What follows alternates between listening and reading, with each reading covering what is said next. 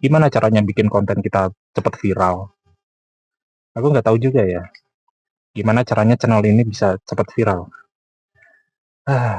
Kayak kamu udah punya rasa percaya diri yang besar aja. Jadi gini sih, kalau semuanya kita ingin cepat viral, apakah kita harus bikin kontroversi, atau kita bikin drama, atau kita bikin konten-konten yang disukai orang, termasuknya kayak prank gitu, kayak bikin hal kegoblokan kayak siapa tuh namanya, Bobon Santoso, walaupun dia udah tobat, tapi kayaknya keren sih. Aku lihat konten-konten dia ya, kontennya Bobon Santoso itu simple, tapi memang berani banget, berani goblok gitu. Tapi kalau aku sih nggak cukup berani, walaupun ya sebenarnya masih ada kesempatan sih untuk melakukan hal seperti itu. Tapi dengan gue yang kayak gini, aku yang kayak gini, masa iya sih melakukan kayak seperti itu, hal-hal yang kayak gitu. Nggak deh. Tapi nggak ada salahnya juga dicoba. Siapa tahu memang benar-benar viral. Sabarin aja dulu. Ya misal kalau semuanya mau bikin konten viral itu adalah hal yang sangat-sangat langka. Karena apa? Biasanya orang itu viral itu dalam momentum yang tidak terduga.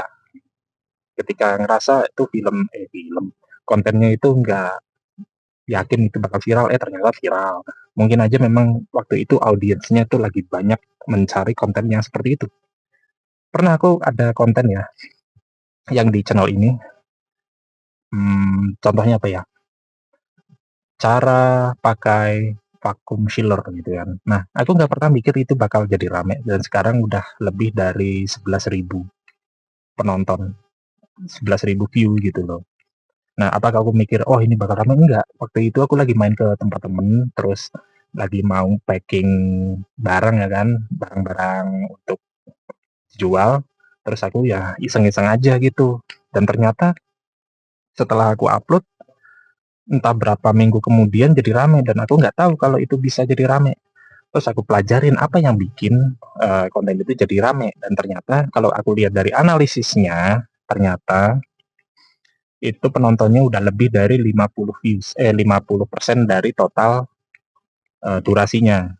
Misalkan kalau durasinya itu 5 menit, sudah ditonton 2,5 menitnya, itu kalau dihitung retensinya bagus, lumayan bagus. Walaupun pertambahan atau pertumbuhan viewsnya itu nggak terlalu cepat. Kecuali kalau semuanya bikin kontennya itu memang 80% itu ditonton sampai selesai, misalkan seperti itu. Karena aku juga pernah ya bikin konten durasi 10 menit, isinya itu tentang kumpulan video-video lucu dari Instagram, dari TikTok, aku kumpulin jadi satu, terus aku masukin ke video utama di channel ini. Apa hasilnya? Dalam 2 minggu aku bisa dapat 250.000 views ya kan? Dan 24.000 jam waktu itu. Kapan ya terakhirnya itu?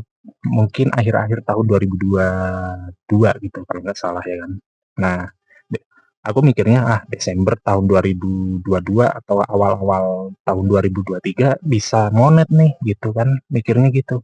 Dan ternyata 3 minggu kemudian ternyata kena strike. Strike-nya strike 2 dengan alasan melanggar apa ya, pedoman komunitas anak-anak gitu kan, pelindungan anak. Aku nggak tahu, kayaknya nggak ada kekerasan sama sekali di konten aku gitu. Tapi ya namanya juga udah strike ya kan, strike-nya 2, aku nggak boleh upload video selama 3 bulan, otomatis ya putus asa bener.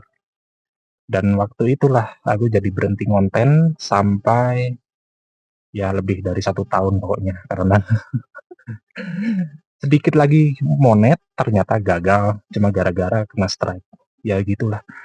Jadi kesimpulannya gini, bukan hanya tentang strike-nya, tapi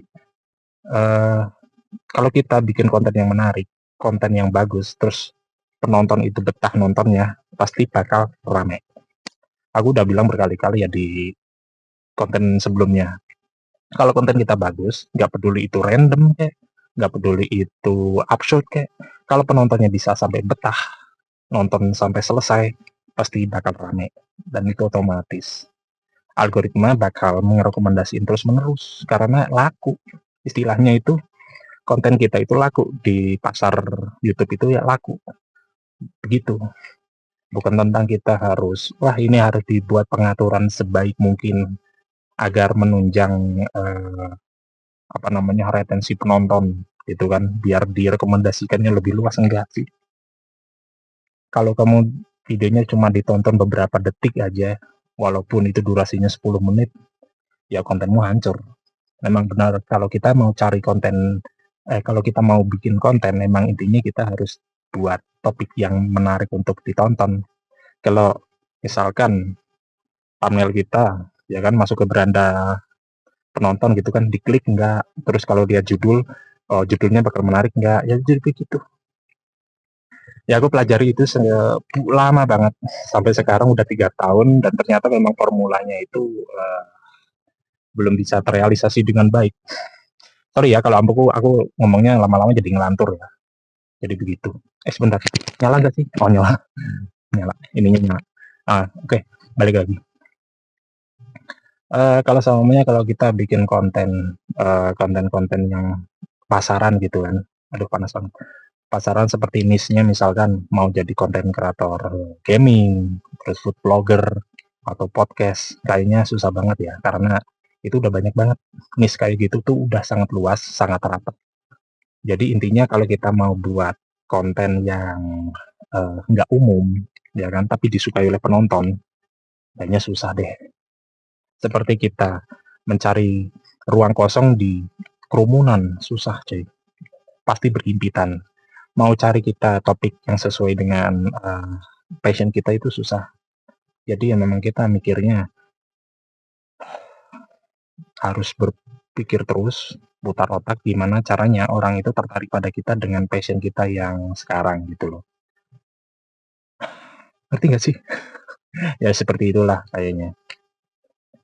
Jadi untuk kalian juga, ayo kita bikin konten bareng-bareng. Maksudnya itu ya kita jangan nyerah untuk bikin konten kalau kita memang benar-benar yakin pengen jadi YouTuber terkenal. Ya kalau di sini sih kenapa kamu jadi YouTuber? Pastinya kan awalnya duit kan, duit dulu, nggak mungkin yang lain. Terus passion aku YouTube, nggak juga. Awalnya orang itu bikin YouTube itu pastinya kepepet. Siapa tahu dengan YouTube ini kita bisa dapat uang gitu, bener kan? Ya semoga aja kita beruntung gitu kalau bikin konten itu ya bisa bikin kita berubah nasibnya. Ya sampai segini aja dulu ya videonya, nanti takutnya malah jadi ngelantur nggak jelas, videonya juga nggak jelas. Ya udah sampai sini aja, bye bye.